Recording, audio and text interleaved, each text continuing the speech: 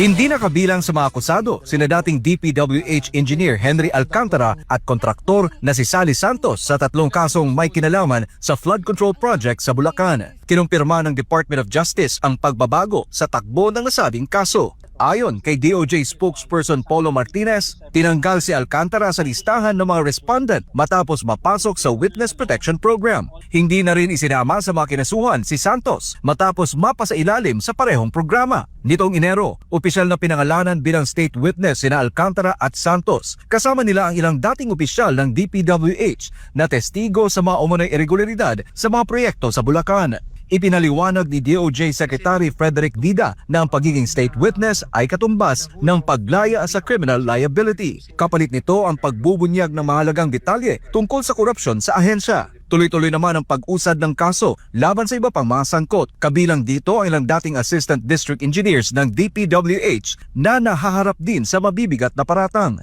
Inilipat na ngayon ang mga kaso sa isang special court sa Quezon City na tumututok sa isyu ng korupsyon. Unang linggo pa lang ng Marso, naari na ang mga akusado na hudyat ng formal na pagsisimula ng paglilitis. Samantala, nananatili namang nakadetine ang ilan sa kanila sa Quezon City Jail habang hinihintay ang susunod na yugto ng kaso. Itinagda ang pre-trial hearing sa April 13 sa Regional Trial Court, Branch 79 sa Quezon City. Dito inaasang ilalatag ang mas malalim na detalye sa iniimbestigahang anomalya.